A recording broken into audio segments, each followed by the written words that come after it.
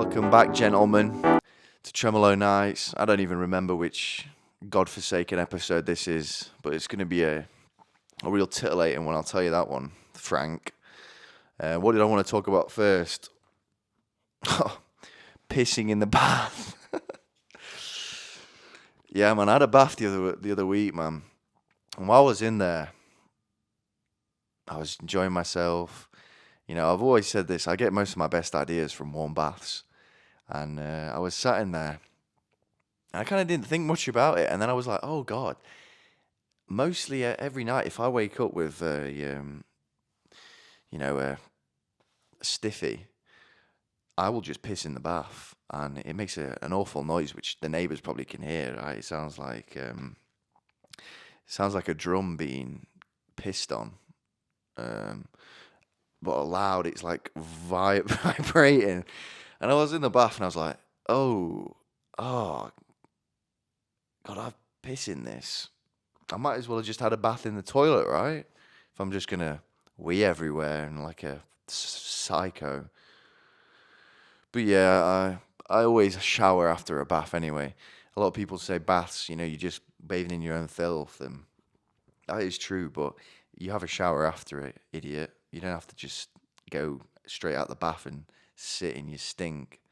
You big idiot. You big idiot. What else, man? What else?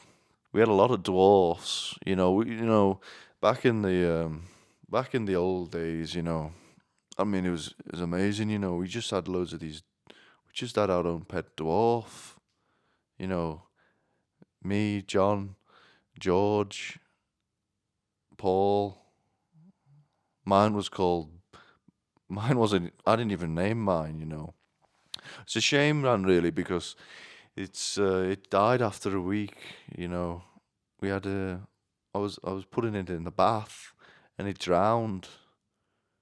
And it's such a shame. So I had so many activities planned for it.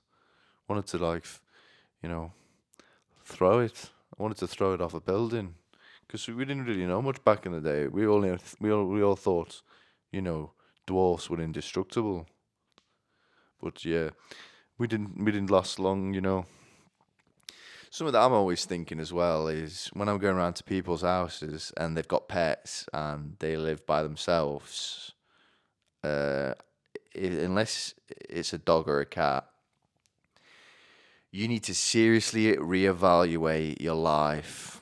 Okay, if you've got a pet lizard, a snake, a tortoise, a hamster, a ferret. Okay, maybe a ferret's cool, okay? Parrots, maybe, if it talks. What else? Chickens, they're not pets, yeah. But anything that is lame and can be bought from pets at home, I don't know if you should be having it over the age of 30. It feels like you're emotionally stunted, if I'm being honest, and you didn't get what you wanted when you were as a kid. And I got plenty of pets. I'm actually thankful for my parents for letting me have a lot of snakes and lizards and shit like that. Because I realised after the first 2 weeks you get them, you're like, ooh, I'm kind of not obsessed with it anymore. And they kind of scare me a little bit. They kind of make me a little bit frightened when they strike the glass when I'm walking past. It kind of makes me want to wet the bed. If I got a dog, I'd want to love that thing, 24/7, and I want to be there for it. And I don't feel like I could do that. I feel like I might lose interest and maybe not want it anymore. I wish you could rent dogs, man. Rent a puppy. That's even got a ring to it.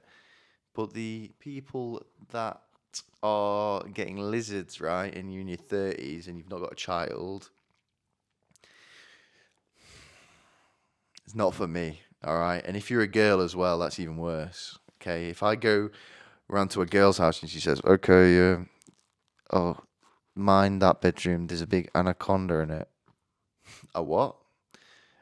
Hold on, honey, I'm not in that bedroom, so how can there be an anaconda in it? Oh, it's my pet anaconda. It's a snake. Yeah, I know it's a snake. Do you not get it? Do you not get it? Oh!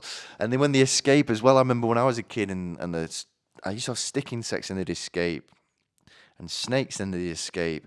We left our other house, right, and there was a little snake that I never ended up finding. So that was just at our old house, and then we moved.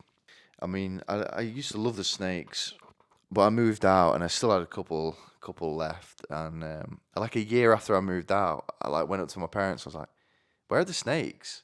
They're like, "We were wondering how long it'd take you to say that because we got rid of them straight away." I was like, "Ooh, didn't even let me say bye. Didn't even let me say bye to the snakes. All right, okay. Don't ring me when you can't look after yourself, mum. Yeah." When you've fallen down the stairs when it's snowing and you not run out of milk, don't ring me because you got rid of my snakes without me letting me say goodbye. But yeah, truly, I must not have cared because I only came to me a year later. So that's not good, is it? But that's life, isn't it? It's dwarfs and it's children and it's it's getting assaulted. It's getting assaulted. But the people that have pets, right, are the same people that go to Disneyland in their 30s without kids.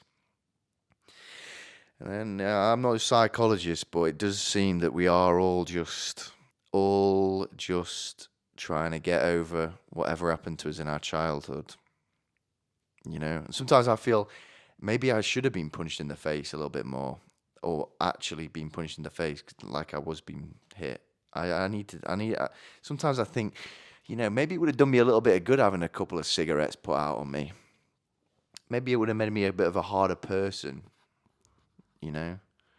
But I think about how much stuff I overthink now and dwell on. If I was molested, I don't think I'd ever shake that off. I don't think I'd ever be shaking that off, I'll tell you that. But I went to Sunday school. I was never touched, and I was a cute kid, so even more impressive from the priests. And were they priests? I went to a Protestant one, because I'm no Catholic, yeah? Fuck the Pope. Fuck the Pope. My big old sideboard as well that I've been taking some videos down of, and it is really big. And I'm sat looking at it now, and I feel intimidated just sat here. It feels like it is offering me out. Like when I stand up, it is going to throw its pint at me and shatter glass all over my face, leaving me with life-altering scars. It feels like I shouldn't move because if I make one wrong move, he's going to punch me so hard in the stomach, I'm going to start crying. It's big. It's really big. It's fucking big. And I nearly just ended it all yesterday. I'll tell you what, metaphorically, I was varnishing it and little bubbles just started popping up and it started looking shit. And I was like looking at the varnish like, should I drink it? Do not drink. Lethal. Should I drink it? I mean, I've fucked up everything else. Not good at anything. I'm a loser. But alas, I had a can of Coke instead. I quenched my thirsts alternatively. Let me see what else I've got written down on here. I've gone through the pissing in the bath. This one's a little bit broad. Maybe you guys won't, a lot of people won't get it. But I heard, I heard someone say that if you don't kill a deer when you're hunting it straight away, the fear and the anxiety, right, fucks up the meat, makes it taste gamey. It'd be funny if you were getting a blowjob, right, from a man or a girl, a man or a woman, and you're a bit nervous. Maybe it's your first time. Your heart's bounding out your chest, and she's like, "Oh God, man, what's up, man? Your dick game's a bit gamey. Your dick's gamey. You got a big gamey dick, Junior." But I don't think that's actually very funny. Actually, is it? I don't think I'll ever try piss. I don't think I'll ever drink urine. And it's not even one of those things where it's like I'll do it on my deathbed. Can you imagine saying that to your deathbed? Let's have a bit of heroin for the deathbed. But nah, man. Yo, family. Hey, great grandson. Can you shit in this jar for me? It was one on my bucket lists to try shit. Please, can you piss in this jar for me? That'd be funny. Imagine seeing your tender mother in a final throes of life.